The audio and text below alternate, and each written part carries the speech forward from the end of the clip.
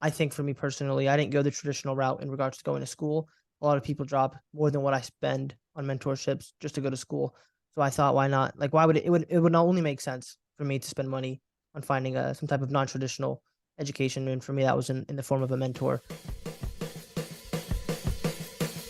This is the Yield Coach Show, episode 33. I'm your host, Ian Brown. Every episode, we bring you dynamic entrepreneurs, real estate investors, business leaders, and inspirational guests ready to open up, share their story, the good, the bad, the ugly, so you can learn lessons, gain advantages, and accelerate your own success. Announcement, we have opened our doors to outside investors and have offerings coming to you shortly. Quickest way to see them will be in our e-blast or social media, so make sure you have signed up on our investor portal, yield-coach.com, or hit the bio link on our Instagram. Make sure you're in the portal. Otherwise, you might miss it. Very excited about today's guest. We have Mr. Jeffrey Donis. Jeffrey is a young buck, but he is doing things. He's doing a whole lot more than I did at his age. Jeffrey and his twin brother and older brother have a real estate group. They're syndicators and investors with partnering on 1,000 multifamily units in Florida, Georgia, and North Carolina. That's right, 1,000. They have a goal to empower others to achieve their financial goals through multifamily investing. They also host a podcast, the Real Estate Monopoly Podcast. And like I said, 1,000 units, GP'd on many deals before turning 21 years old. All right, I'm excited. Jeffrey, welcome to the show. Awesome. Thanks for having me, Ian. I appreciate it. I'm excited to be here. Excellent. I think I was doing keg stands, playing rugby, and bartending when I was your age. So congratulations for even being on this show. That's really awesome. Thank you. I appreciate it. Tell us a little bit about yourself. Yes, as you mentioned, I'm 21. I live here in Durham, North Carolina. I had the pleasure of working with my two brothers. I have a twin brother, older by 9 minutes, so technically I'm middle child. And then I have an older brother who's 24. We come from a single mom background, so I grew up here and moved from Queens to Durham when I was about 2. And since then, really, I just grew up playing soccer. That was really my big, I guess, passion initially. I went to college for a year.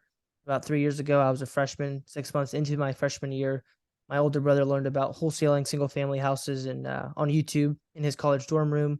He kept calling me, telling me to read Rich Dad Poor Dad as well, and I just told him like, "No, man, I'm focused on school right now." Eventually, we went to Guatemala for the first time, which is where my mom is from. And while we were there, we just kept having this conversation. We realized, one, where my mom comes from, it's a very humble beginning. I don't know if, Ian, you've had the chance to go to a third world country, but if anyone in your audience has, I'm sure they can relate with, once you actually live there for however long you're there. I was there for 3 weeks.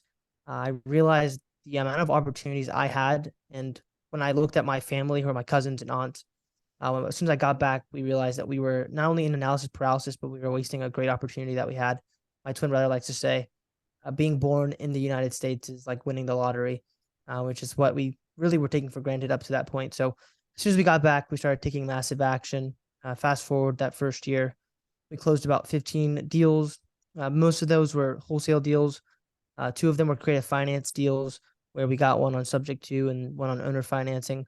And then one was a fix and flip. But after that, we just realized that single family is awesome. We learned a lot about how to somewhat scale up a business up to the point that we got it to, but we really wanted to scale and actually be investors and not a marketing company, which is what we were doing with wholesaling. So we ended up learning about apartment syndication through podcasts and books. We read the best ever apartment syndication book, and then eventually started our syndication journey. I'll stop there, so that way it's not too long-winded, but hope that gives you for those that are driving or exercising and listening without video, which is fine. I'm looking in the background here, and we got a lot of overlap in our books. I see some Jocko Extreme Ownership behind you, some Who Not How, Rich Dad Poor Dad. I see Think and Grow Rich. And you mentioned the best ever. People call it the Red Book, the best ever apart. So behind me, let's see here. A lot of overlap. Boom on the Who Not How. There's the Apartment Investor Syndication book. I'm going to lose some audio turning around. I got Jocko up there. I got Rich Dad, Poor Dad. And I mean, we got a lot of overlap. Those are some good heavy hitting books. I wish I was reading those when I was 21. I'm not even confess what I was reading at 21. But no, that's awesome. And I think that your point about going to a country where they don't have the same opportunity as us is and it sounds like that was a motivating force for you. My only parallel to that, I went to Cuba when it was a little easier. There was like a narrow window when it was like you had to come up with a reason to go, Yeah. but they're kind of flexible. And so I think like 5 years ago, I went with my wife, and it was a really, I mean, really like awesome trip. But there was so much poverty and lack of opportunity, and just buildings to me that didn't look habitable, like big six-story masonry buildings with some with no windows, Yeah. and you look up and they're just full of faces, it it was humbling.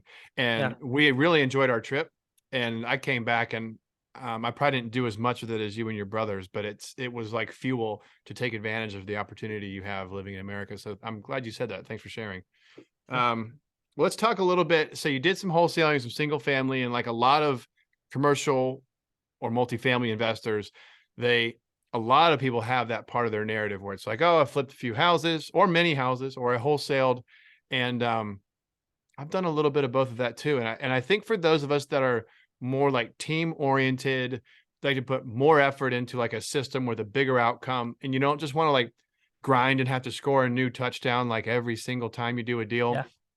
I think it takes you into this like team oriented investment real estate. Wholesaling, especially, I mean, you need to spend a little bit of, I mean, I guess you could wholesale without much budget but like to do it right, you're like dropping a Right. lot of mailers. You probably have like a dialer. You got to write a lot of contracts, see a lot of properties, do a lot of like underwriting, then find your buyer, tight timelines. Everyone thinks you're kind of snaky. Yeah. I'm not anti-wholesaling, but I think it's a special breed. I think you almost have to be like a total deal junkie that kind of likes that high-paced deal world. Yeah. Where me, I like things that are like a little complicated, might take some teamwork and some unraveling. So that's cool. Well, let's jump into like kind of where we left off. So you get out like the fix and flip and wholesaling game, and remind me, what city were you doing that in? Yeah, so we live in Durham, and we were wholesaling pretty much all across North Carolina, primarily Fayetteville, Greensboro. We did one deal in Durham, and honestly, anywhere that we could get a deal. So we were mainly marketing to Fayetteville, Raleigh, Durham Triangle, and then the Triad, Winston-Salem, Greensboro, High Point areas.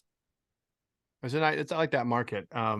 Yeah. I used to, in my 20s, I was doing commercial real estate appraisal, and I remember getting up into like the triangle and the research triangle, and like Yep. household income up there, very high. Mhm. College degree, like very high pro rata for the Yeah. population, and very unlike Florida. Like Florida's a great, I mean, I love living Yeah. in Yeah. Florida, it's a good investment state, but like your education levels don't even touch that area. And our average age is higher. So you have like younger people, high education, high income earners, they're going to be around a while. So good market. Yeah. It's come a long way for sure. The Now there RTP. must have been something other than you just getting tired of wholesaling that brought you into multifamily. What was there something else? Was there like a mastermind or a YouTube Yeah. channel? How'd you guys decide to start buying apartments? Yeah. So it was a mixture of things for sure. Initially, we take a lot of people had different opinions on Grant Cardone, but that was what was really easy and caught our eye online. So we just started listening to a lot of his content on YouTube, and he talks about apartments and going bigger sooner. And then that's kind of what piqued my older brother's interest, and then it kind of always starts with him and then leads with us. So initially, he was the one talking about it, and then I started listening to more podcasts. Eventually, we were we're always in mastermind groups. Initially, they were free. People would just offer like access to the mastermind group because they liked us. Not like, and it's because a lot of people are typically a little bit older than us and they want to help, which I think is awesome for young people. Is you might think that there's like you get an imposter syndrome being in this industry at such a young age, but I think if you just take that leap of faith, there's a lot of people that are willing to help you. But initially, this individual who had this mastermind group, he had a few calls a month, and there was one guy who came on who was a syndicator. He was syndicating development deals. His name is Alvin Hope Johnson, and that was the first time that I actually had the chance to hear someone live speaking about syndication. And he kind of just let me know. It really made it seem where it was something that I could actually become myself. I hadn't actually had the opportunity to hear someone speak about it. So that's really what piqued our interest. And then eventually we asked our first mentor, what would you do? Like, we want to end up in the commercial real estate space. I think everyone does who's in wholesaling typically wants to get into commercial. So we asked him, what would you do? And he said, well, if you're trying to climb up two trees, like, what's the end goal? Like, what's your vision? If you want to end up there, then why not start now? And then we start talking about how much time we were putting towards real estate. My three brothers and I, two brothers and I, we ended up leaving school to pursue real estate full time. So we were at home pretty much working all day, every day, kind of burnt the bridges in a way by leaving school to pursue it full time. So we just thought we're already going as hard as possible. Why not just chase after what we want to end up and where we want to end up, which was multifamily. So that was the few reasons. And then you kind of get into the benefits of multifamily over single family, which are the scalability of it. There being less risk because if you're buying 100 units, 10 could be vacant, but you can still cover your debt service and more, most likely. But if it's just, one property, one house, and one person isn't paying, then you have to pay the debt. So that was one reason. On top of it, we saw the scalability and it being more lucrative for us. So those are all different reasons. And then on top of it, our main goal was to retire my mom. And it still is. And we think that by getting into commercial real estate, we can actually own property.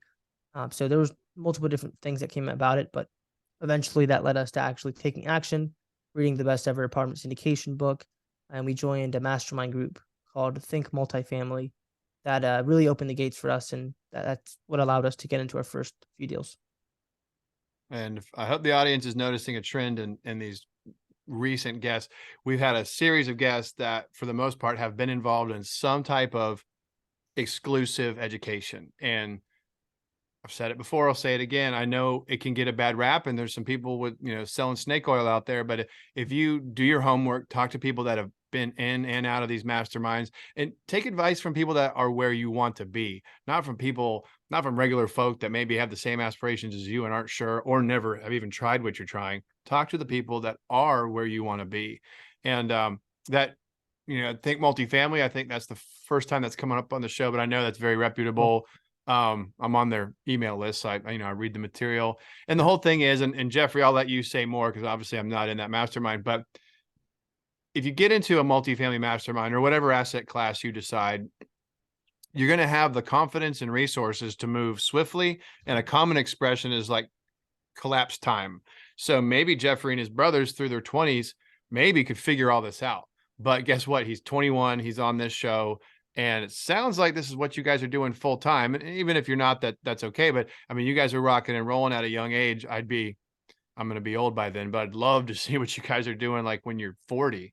It's just amazing. So what are your thoughts on, collapsing time, masterminds? Yeah. And you did mention something, as youngsters, you were able to get in for free, which I think is genius. And I can already tell from our talk before the recording and now, you approach people with authenticity and humility, and you don't come off as a know-it-all, and you own your age and you own your position. And it seems like by doing that, people just bring you right through the veil. Yeah, for sure. I mean, I think what I always like to say is, first and foremost, in regards to any deals that we've been able to do or things that we've been able to achieve, it's not because of us. I mean, obviously you work hard and there's a lot of things that you do for sure that we put in, but really comes down to the mentors, and then we're very faithful. So I like to accredit a lot to God as well. But to answer your question, I think multifamily, just to be transparent, it is not free. It's probably one of the more expensive mastermind groups that you'll get into based on my knowledge for multifamily. But in regards to why we are so passionate, or I always have a lot of people that reach out to me and ask me what they should do. I think for me personally, I didn't go the traditional route in regards to going to school. A lot of people drop more than what I spend on mentorships just to go to school. So I thought, why not? Like, why would it would not only make sense for me to spend money on finding some type of non-traditional education. And for me, that was in the form of a mentor.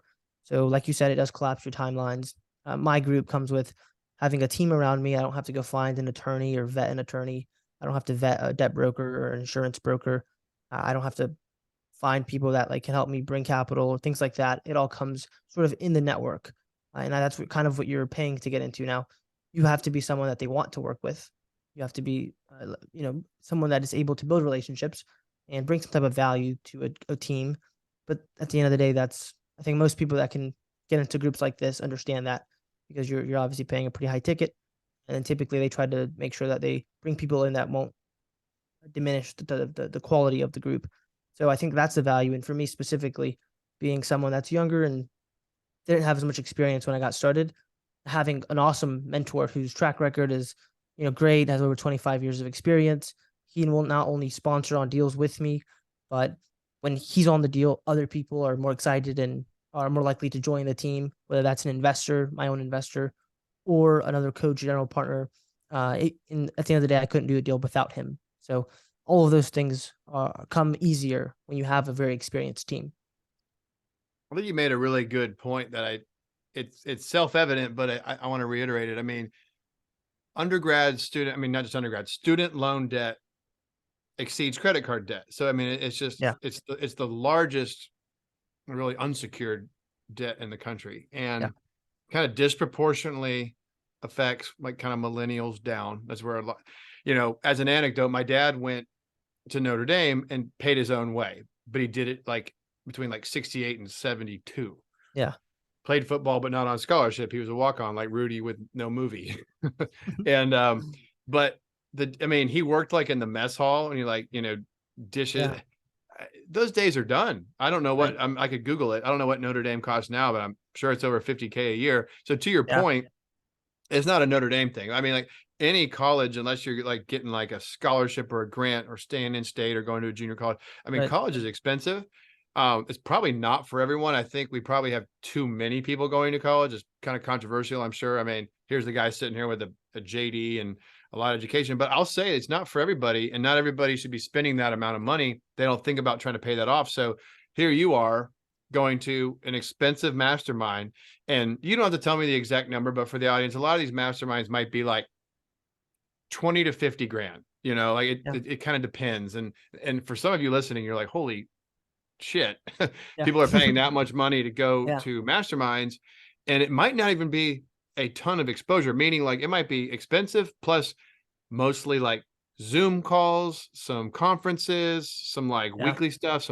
So don't think like they're going to hold your hand but the Right. network is so strong. Like Jeffrey's saying, it's like now if I need and you're going to need underwriting assistance, who Yeah. in their 20s knows how to underwrite 200 unit apartments and get it right? Right. And insurance brokers and debt brokers and capital raising. I'm going to pause there, but maybe elaborate a little bit more on the strength of working within the, I don't know, the halo of some of these powerful masterminds.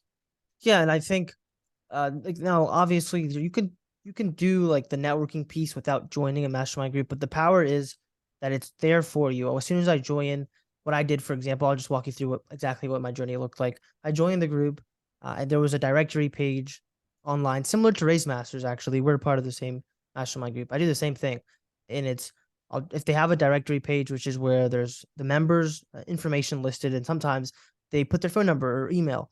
So what I'll do is I'll just reach out via email if that's all I have. Now my brothers like me to call them, and sometimes that's more uncomfortable. But fortunately, I have a wholesaling background, right? So where I learned kind of how to overcome that fear of rejection, and we'll start cold calling people. So initially, like most people are actually pretty open to you reaching out to them because they wouldn't have joined the mastermind group if they weren't looking to network. So that's what I do initially, just to kind of get my name out there.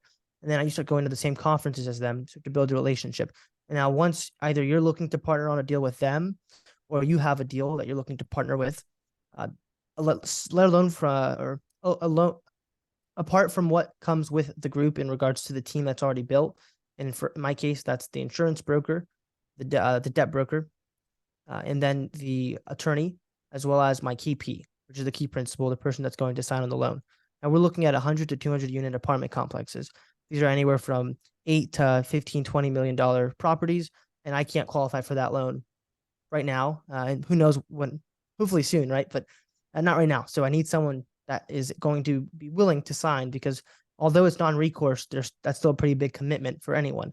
So they want to understand who you are, have that relationship proven. Once you join the group, you're pretty much getting that. Aside from that, within the group, there's just members, people that come from corporate backgrounds, people that worked in different types of industries, and they have a lot of value based on what they are able to do, whether they're able to help you with asset management, raising capital. A lot of these deals, initially, we were offering on properties, submitting LOIs with earnest money on the line. Now, I can only do so much in regards to putting earnest money up. So in exchange for someone else doing earnest money, I might give them some equity. And that's something that we can find in groups like this. But like if you were not a part of this group and you didn't have access to this KP who's going to be on your deal as a lead sponsor, that kind of adds to the team's track record. Why would someone be willing to give you earnest money if your team isn't like a rock solid team that they trust in and they're confident you can actually get the deal closed? If they wouldn't do that if they thought it wasn't going to close. So having this guy who's on my team, he's a lot of experience. they are willing to do that because they're not only investing in me, but they're investing in the whole team. So different things like that have played big roles, let alone from just having a friend. Initially, we didn't know anyone who was in real estate at all. But when it came to commercial real estate, it became even that more difficult to find people to look up to. So once I joined these mastermind groups, I started going to these events, and I started hanging out with these people. And in the beginning, it was like, okay, there's these people who are raising millions of dollars, and I don't think I'll ever be able to do it. I slowly start to become more naive over time, just spending more time with them. And eventually I convinced myself that if they can do it, I can do it too. And I really just think that that came with me spending more time with them. And they like to say, 5 people, you are the sum of the 5 people you surround yourself with. Initially, that was single family investors for me. Eventually, that transitioned into being multifamily investors. So eventually, kind of got their confidence. And then I took the leap of faith to do my own first few deals as a co-GP, and then eventually as a lead sponsor. And that all became because of the group. No, I think that's amazing. And I think that the more I hear about your story, I'm like, dang, you guys have this. I keep saying at an early age, because I mean, you're all in your early 20s, but by the power of the mastermind, and I'm not taking anything away from your effort is tremendous, and it's coordinated with your brothers. So I hope you know that. But the fact that you're full throttle and you're plugged into a mastermind with people that are, I mean, maybe 40 years ahead of you. I mean, and collectively you have hundreds of years of experience. Yeah. You got money and underwriting and insurance, and I think it's perfect. I think that you guys are perfectly aligned with like what you're doing, the mastermind you're in, and like in your vision. Because I will say, and this is something you might not struggle with, but a lot of investors, they struggle with like focus. And when I say focus, it's like, okay, maybe somebody brings you like tomorrow, like a self-storage deal. And you're like, I think it's a screamer, but you're like, I'm a multifamily guy. Well, this is kind of a topic for maybe a different show, but it's like, that can be a problem because you start spending too much time on this shiny little, self-storage deal over here. And then you miss something that's in your core competency. Your contacts aren't really geared for that. So have you guys just committed to your asset class and just impervious to the shiny object syndrome? Yeah, I would say the shiny object syndrome affects us in different ways. I would be surprised if it doesn't affect everyone. And people probably have been able to develop that skill more than we have. So initially it was with different business ventures. I would say that's what the shiny object syndrome looked like for us. So in regards to like starting a marketing agency, we have pretty decent branding. My brothers worked really hard on building our brand, and we've had people ask us if we could help them with their branding. And that slowly started to turn into some type of business endeavor. But with the asset classes, we've always been pretty focused on multifamily. In regards to like single family opportunities coming our way, because we have a pre-existing network of single family investors, that's something that, it's not going to take too much of my time. So I might look into that. But really what we're hyper focused on when it comes to building our own syndication business is primarily multifamily right now. And you touched on it. It's mainly because of the network. I already have everything pretty much in alignment if we find the right deal. So we're primarily focused right now on multifamily. It's interesting, and I will move off of this topic soon. But at the Race Fest 2023 up in Kentucky, I was just there, and that's a Hunter Thompson conference. And it was good, and of course, capital raisers aren't necessarily all real estate people. Most of them are, and then within them being real estate people, they're diverse. So there are a lot. I will say, multifamily is probably like the dominant asset class. I just feel like it's the most heavily syndicated, and I feel like the LPs, the private investors, they're just familiar with it. And so versus me being like, I could take your same investors that you use like on your last deal for multifamily and pitch them like a high yield RV park. Well, what's this deal with the RV park? What is it? I'm not comfortable with that. What are the rules? What are the laws? What do the cash flows look like? Where's the risk? Where's the blind spots? And they probably, even if it's like double the IRR of your deal, I might not get anybody because they're just familiar with your asset class. They know the risks and they know the potential pitfalls. So it was interesting because some guys at the conference were doing like maybe half a dozen asset classes, and I'm thinking it might work for some people. Some people are like, oh, my investors want diversity within like my fund. Right. But I think for a lot of people, the narrow focus, I've said this before, but being like a laser, not a light bulb. And, light bulbs are great. It's actually really fun to talk to light bulb people because they have like knowledge about a lot of stuff. I mean, they're but the laser guy, he might not be as fun to talk to, but boy, does he know every damn thing about his job and his Yeah. asset class, and he's going to be a steady performer. So, all Oh, right. for sure. Excellent. Well, looking into maybe like a sample deal. I don't want to, I didn't prep you to just totally deep dive a deal, but if you could, Yeah, no worries. I don't, to the best of your ability, if you kind of walk us through maybe a cradle to grave or a cradle to Yeah. however far you've taken a deal, just kind of give us a sample of kind of what you're buying. Yeah. What I usually say is how'd you find it, how'd you fund it, how'd you fix it, and how'd you exit. So I can Yeah. help you with I can remind you of those four, but if you could Cool. walk us through a sample deal, that'd be fun. For sure. So initially, how we find deals, my older brother does our acquisitions. So what he'll do is he'll reach out to brokers on the phone. Initially, this was just cold calling, trying to get on as many lists as possible. But eventually, he started building relationships with brokers after walking multiple deals.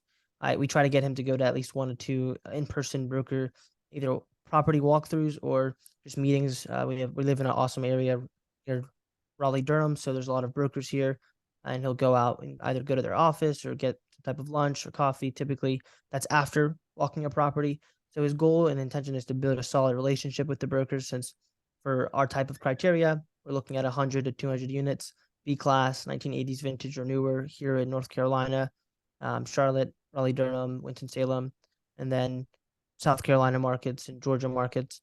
I won't go into the specific ones, but if you'd like to know, I'm happy to go into that. In regards to how else, once he like finds the deal, we'll then take it to LOI, and this is where our sponsor kind of comes in, and initially was playing a big role in the underwriting, but now my brother's obviously underwritten multiple properties, so he doesn't really need him to do that anymore. It's just really our sponsor will actually sign on the loan because it makes it more likely that we'll win the deal, since he has a very solid track record that's over $1 billion assets under management at this point. So that's something that when the broker sees it, they're like, okay, well, now to be transparent, my brother, he looks really young, just like me. So when we were walking with these brokers and they're like, in their 30s, 40s, they look at my brother like, who are you? You're a kid, kind of thing. But when you submit the LOI and it has that solid track record, and they actually comes with some type of weight to it, then we're more likely to win it. And that's how we ended up winning our first deal as a lead sponsor. But to give you like an example of one deal, it was as a lead sponsor, my brother found the deal. The broker ended up coming back to us after it had fallen off market. So it was on market initially, went under contract, and the broker called my brother because he had shown him another property the other week. The property that he actually reached out about was about to fall out of contract. It hadn't yet. So eventually he just gave my brother a shot, sent him the financials. My brother then underwrote it. It looked good. So when he went on the property walk, just kind of look at it, he ended up readjusting and tweaking his underwriting, and then we submitted the LOI.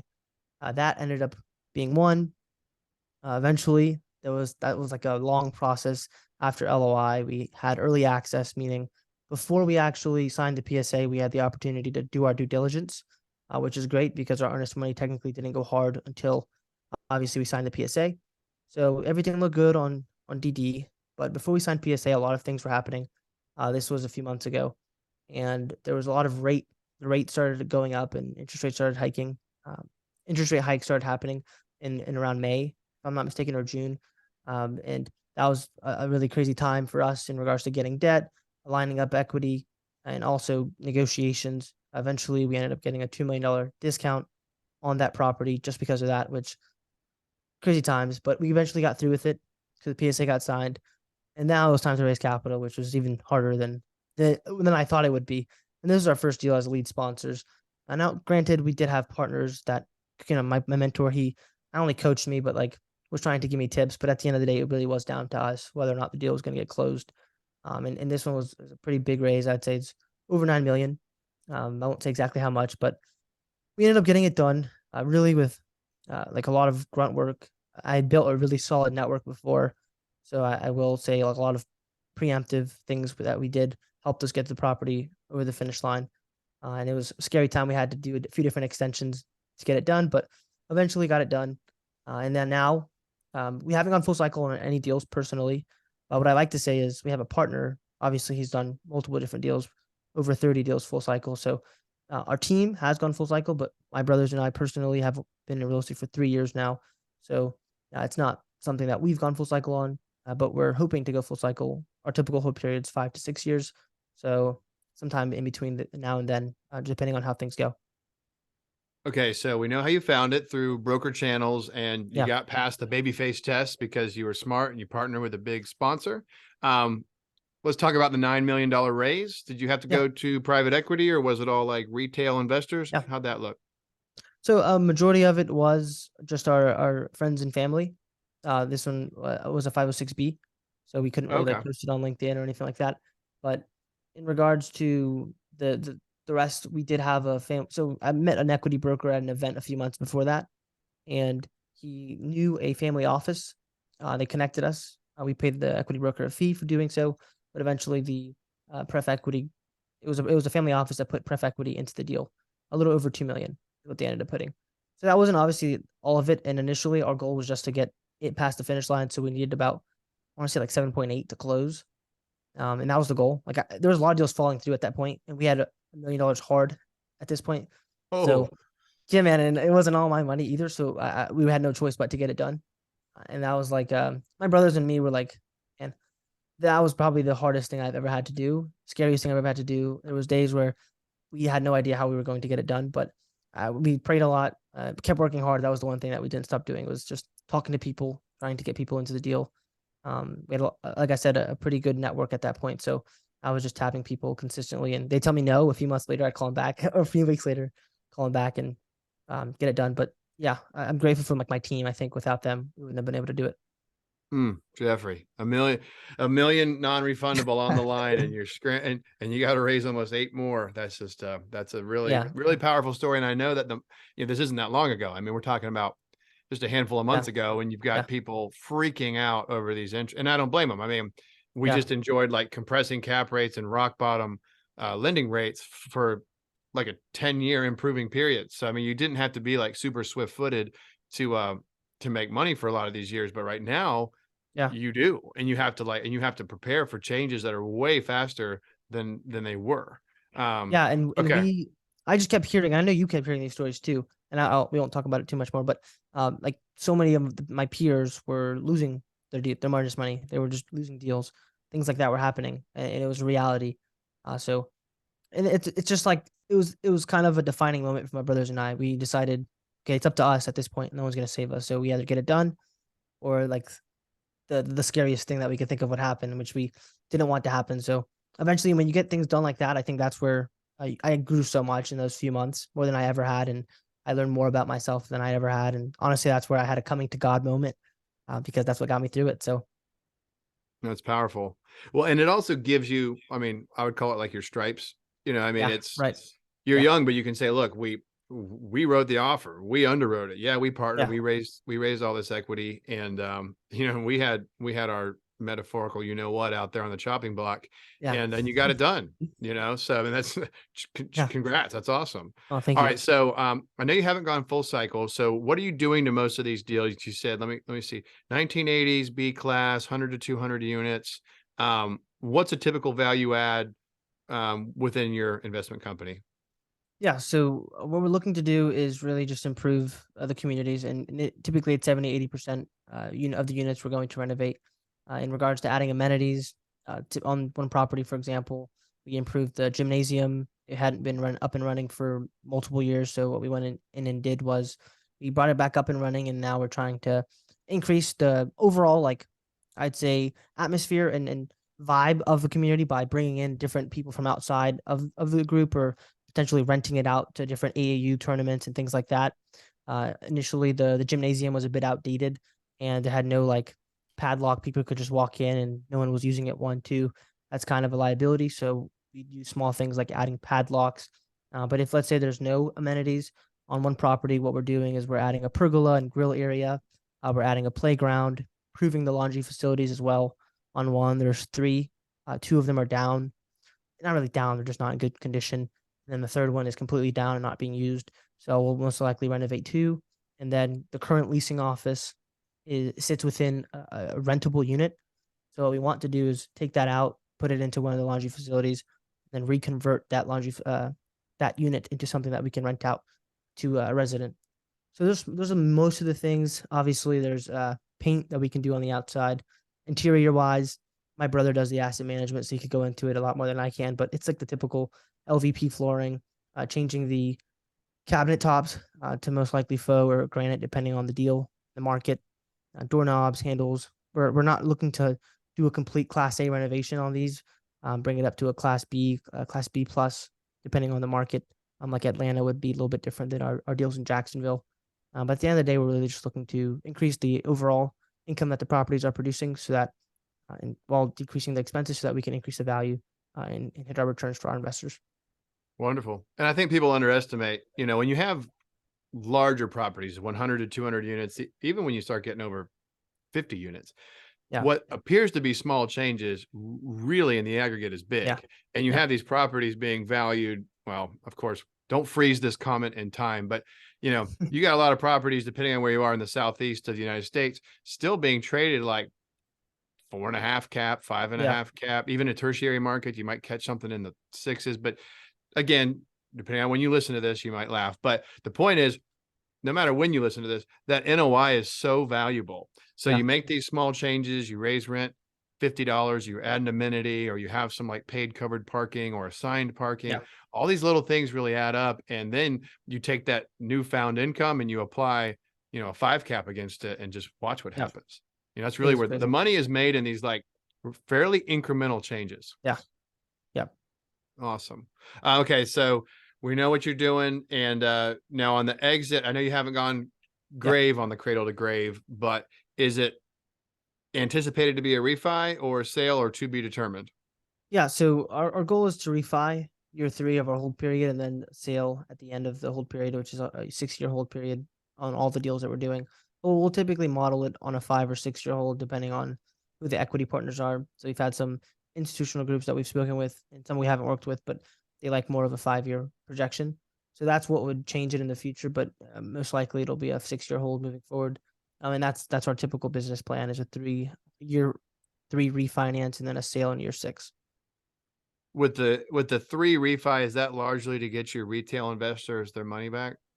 Yes, so we have obviously returns that we want to hit, and our goal, I think anyone's goal in real estate, is to hold it forever. So if we can just continue refinancing, we won't actually sell year 6. If it makes sense, we can refi and get all of our investors' capital back, then infinite returns up from that point on. But if we have to, sell because it makes sense, and our number one goal is to have our fiduciary responsibility, which is to meet our returns and be in the best interest of our investors. So if it makes sense to sell, then we'd sell. I take it you're familiar with Warren Buffett's preferred hold period. Forever. Exactly. Good job, Jeffrey. So you guys are doing it, and I wish I had the forever hold mindset, especially in my 20s. Yeah, Um, yeah, I'm holding an 83 right now. I only have one partner, no LPs. It's like a golden awesome. goose for us, and Yeah. I just love that property. It's like a little Sounds like a good one, ATM. man. All by But yourself. Awesome. yeah, it's one of the, but it's funny, by doing it with just me and a buddy, no limited partners, we didn't bridge in. There's pros and cons. I've said this on the show before, but like when you do it, you're working I'd say a larger scale with a bigger team, and you have the benefit of changing a property quicker. We're actually mostly renovating out of cash flow, doing little things along the way, making incremental tweaks. It's been great to us, but Yeah. I'm not sure that I would advise what I did. Let's say I had a little like mini boot camp or something onto scale quickly in multifamily.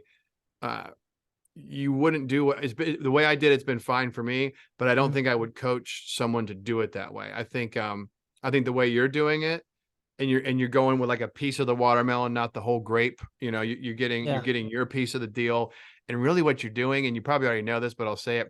You're really just learning a shit ton about multifamily debt, equity. You're meeting all the players. I mean, you know how hard it would be to get taken seriously by private equity up in New York in your 20s. I mean, so you got all Yeah.